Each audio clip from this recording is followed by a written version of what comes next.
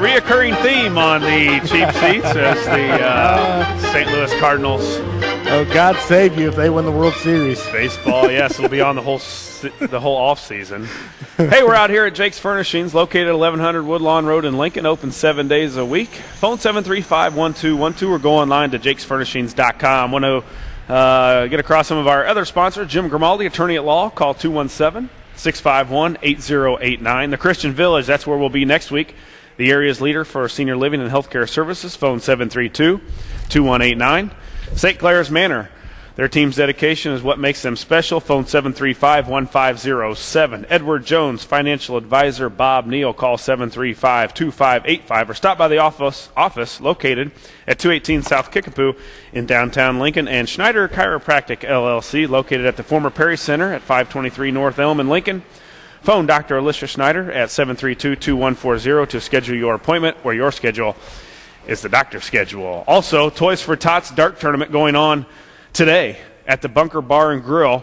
That's the Toys for Tots Dart Tournament at the Bunker Bar and Grill. Registration by 11 o'clock. So you got a little time, about an hour and 20 minutes to get out to the Bunker Bar and Grill if you are a dart enthusiast or just want to help a good cause. Toys for Tots Dart Tournament at the Bunker Bar and Grill. Jake, Cardinals, Rangers, World Series, all tied 1-1. So the Cardinals made the World Series this year. I didn't know. Huh. I kind of turned baseball off. Really? But I've been following it because of you.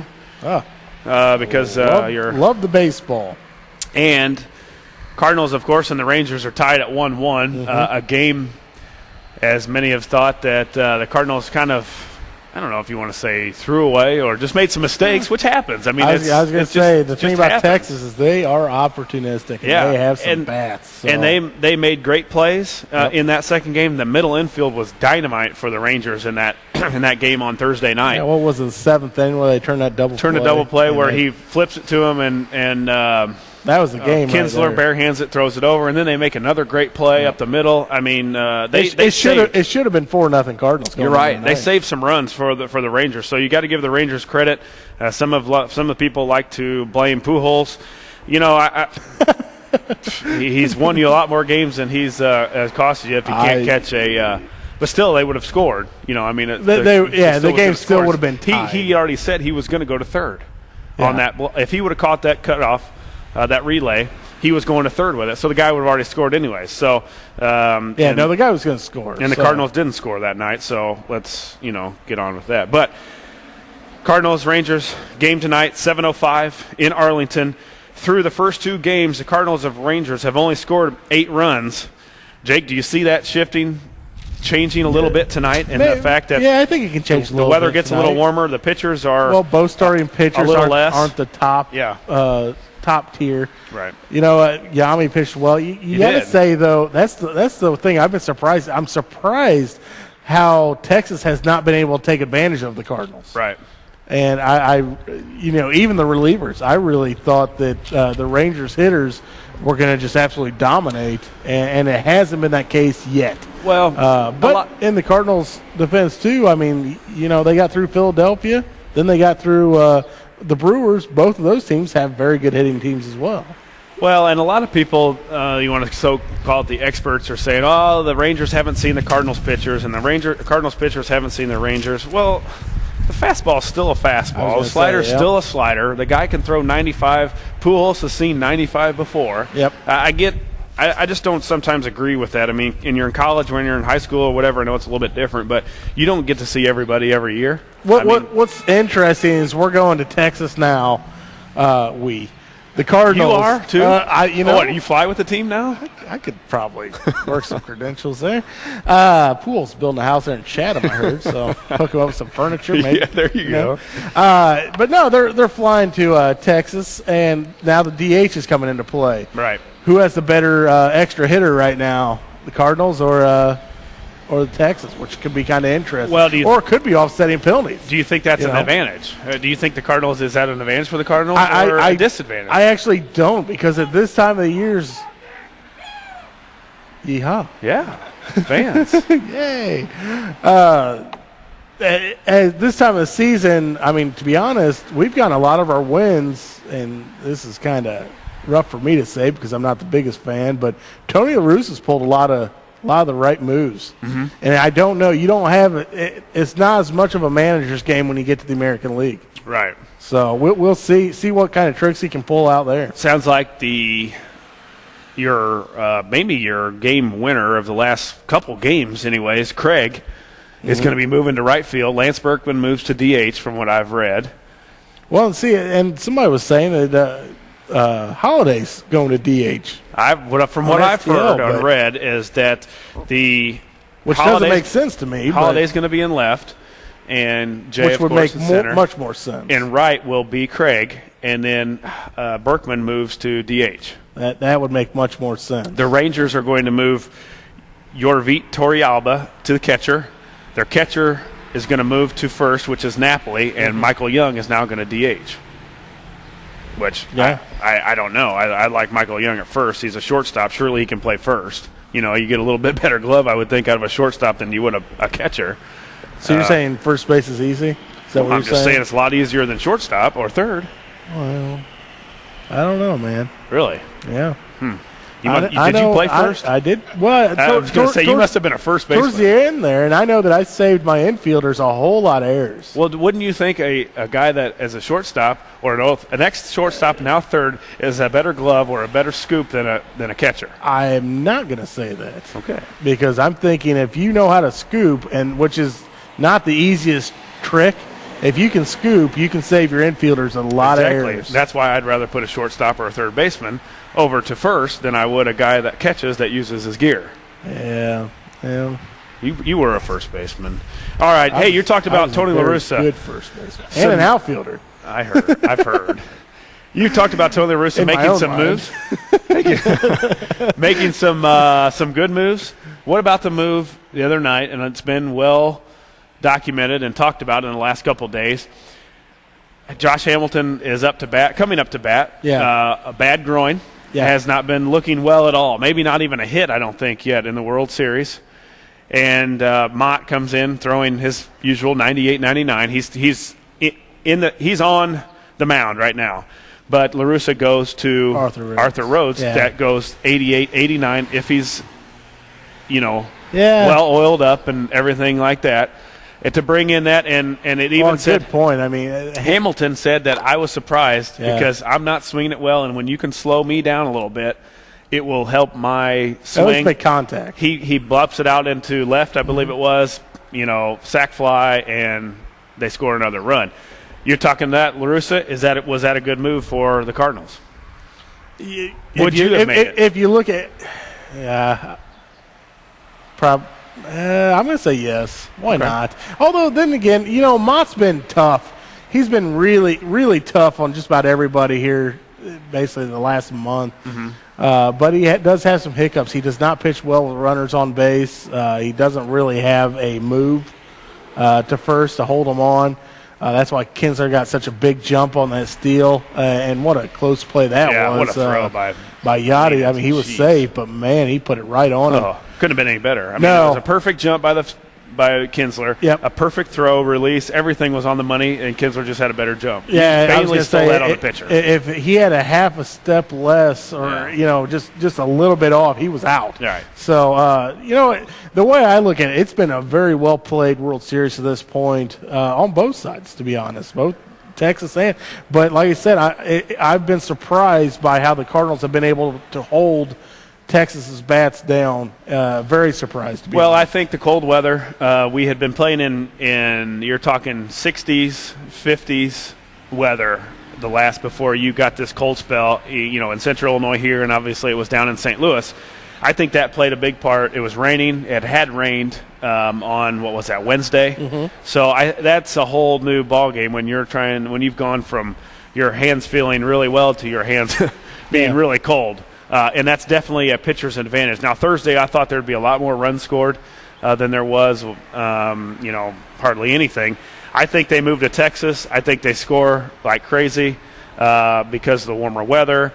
The ballpark, they say St. Louis is basically a fair ballpark as far as a pitcher or a hitter's park. Yep. It's pretty even, 50-50. Now, when you go down to Texas, pitchers better keep the ball low or the ball's going to be flying. Yeah, I'll agree with that. Absolutely. And I think tonight, the Cardinals and the Rangers will score quite a few runs. I think the Rangers win. Oh, one question I wanted to ask you, Jake. It seems like home field advantage. No, I'm just saying, home field advantage, is that a big thing anymore? It just seems like everywhere it's you go on the road, you got a 2-game, then you go home for 3, and then you come back for 2. Almost every time it's a split in the first set. It's not what it used to be. It's definitely not what it used to be, which is odd. That's another question to be bringing up. I mean, a wild card team getting a home field advantage in the World Series, but that's another topic, I guess. Right, and that's that All-Star game thing that the commissioner thought would have been a good idea, which I don't think is a good idea at all. Not right now. No. So your pick tonight, Rangers, Cardinals. Even if you're not a Cardinal fan, I just think tonight, and I'm not a Cardinal fan, but I think, and I would choose the Cardinals if I really thought they would win. But I think when you go home or go to your stadium, the crowd's overly hyped, more than it would be in Game 2 in your stadium. I think their bats take over. I think Texas wins tonight. I'm gonna say Texas wins 2 in Texas. The Cardinals come away with 1. And then we come back to St. Louis. And I'm going to say you're full of it. I'm going to say no matter what, you would go against the Cardinals. And, you're going that direction. I'm going to go with the Cardinals are going to win. Tonight, so, okay. Absolutely. Cardinals are going to win tonight. So that's – Why not?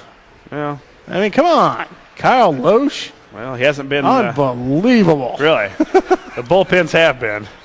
The bullpens have been very well. Very good. Series adding Alan Craig into the lineup, letting him hit. That's my big wonder. What's going to happen?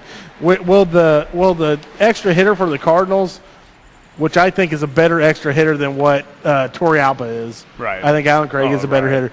Will that make a bigger difference with the pitchers, or will the fact that Loesch is pitching be the biggest difference? That's the big difference. That's what I'm wondering. I'm wondering, can the Cardinals outslug Texas, and that could be what we're looking at tonight. That could be a lot of fun. If we don't make it back by Saturday, Jake, for the end of the World Series, who wins it in what game?